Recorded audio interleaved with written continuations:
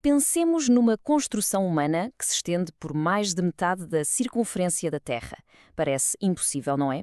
Pois é precisamente isso que vamos explorar hoje. A história épica por trás da Grande Muralha da China.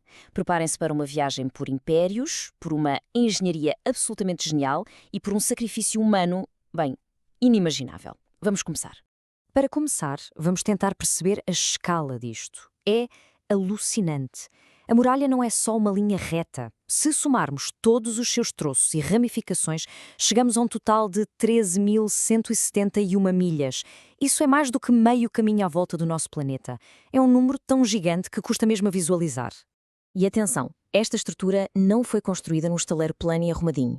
Ela serpenteia por montanhas super íngremes, atravessa um enorme deserto de Gobi e percorre planaltos a perder de vista.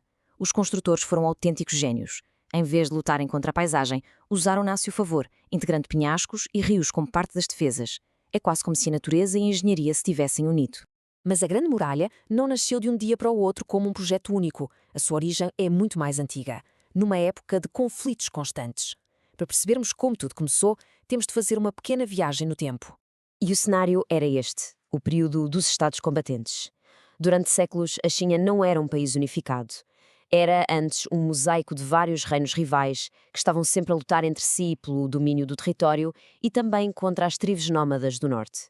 Num ambiente assim, ter muralhas fortes não era um luxo, era uma questão de sobrevivência. As primeiras versões destas muralhas eram, digamos, bastante rudimentares.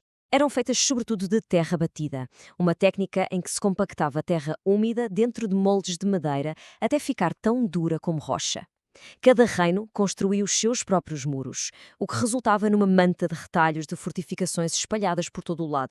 Mas as coisas mudaram radicalmente quando um líder com uma visão grandiosa decidiu pegar em todas estas peças soltas e uni-las numa única e colossal linha de defesa. Foi aqui que a ideia da Grande Muralha, como o imaginamos hoje, nasceu de verdade. Esta cronologia ajuda a pôr tudo em perspectiva. Tudo começa com muros fragmentados, na era dos Estados combatentes. Depois, a dinastia Qin faz a primeira grande unificação. Mais tarde, a dinastia Han expande a muralha para proteger o comércio. E, finalmente, a dinastia Ming leva a cabo a grande reconstrução que nos deu as icónicas muralhas de pedra que hoje são famosas no mundo inteiro. O ponto de viragem aconteceu com Qin Shi Huang, o primeiríssimo imperador a unificar a China. Foi ele que deu a ordem para que todos os muros que já existiam fossem ligados, reforçados e transformados numa barreira contínua. O objetivo era claro e direto: criar uma defesa impenetrável na fronteira norte para travar as invasões dos povos das estepes. Agora, é importante perceber que a muralha não foi sempre a mesma. Ao longo dos séculos, a tecnologia de construção deu um salto gigantesco. Aquelas barreiras de terra mais simples evoluíram para fortalezas super sofisticadas, feitas de pedra e tijolo. A diferença é brutal. A muralha original da dinastia Qin era funcional, claro, construída com os materiais que havia à mão, terra e pedras de zona. Mas, séculos mais tarde, a dinastia Ming fez um upgrade massivo. Reconstruíram secções enormes com tijolos cozidos em fornos e pedras cortadas à medida. O resultado, uma muralha muito mais alta, mais larga, mais forte, pronta para a guerra da sua época. E aqui está um dos segredos mais incríveis para a durabilidade da muralha Ming.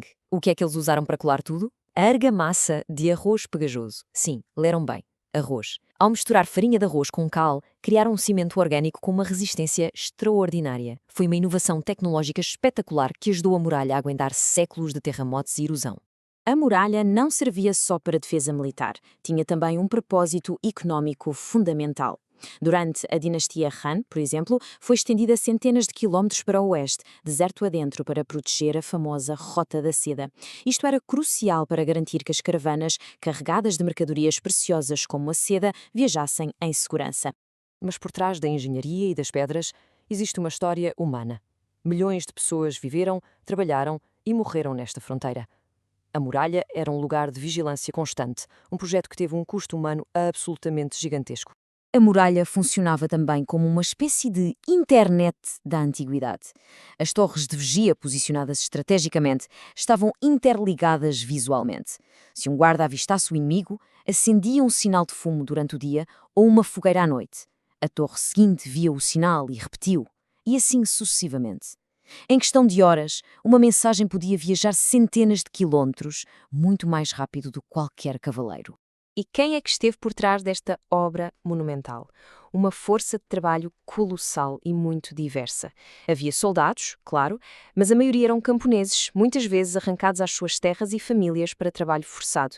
E também havia prisioneiros, condenados a trabalhar na muralha como forma de castigo.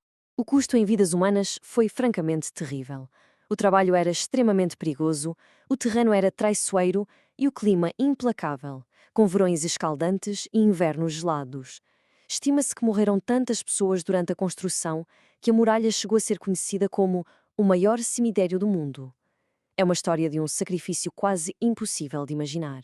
Saltando para os dias de hoje, qual é o estado desta maravilha do mundo antigo?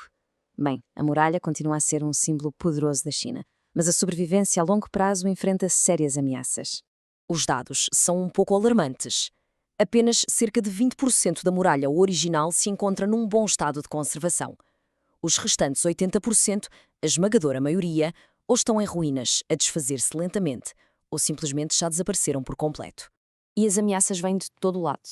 A erosão natural, claro, o vento e a chuva que desgastam as pedras ao longo dos séculos. Há as tempestades de areia que chegam a soterrar secções inteiras. E, infelizmente, há também a atividade humana. Desde pessoas que roubam tijolos para construir casas, a um turismo mal gerido que também contribui para a sua destruição. No final de contas, a ideia que fica é esta. A Grande Muralha é muito mais do que um amontoado de pedras. É um monumento à ambição, à engenhosidade e, acima de tudo, à persistência de uma civilização, construído ao longo de 2000 anos. E isto deixa-nos com uma pergunta para refletir. A muralha definiu uma era. Se olharmos para as grandes construções do nosso tempo, dos arranha-céus gigantes às estações espaciais, o que é que vai ficar para contar a nossa história daqui a 1000 anos? Fica a questão. Obrigado por terem vindo connosco explorar a incrível história da Grande Muralha.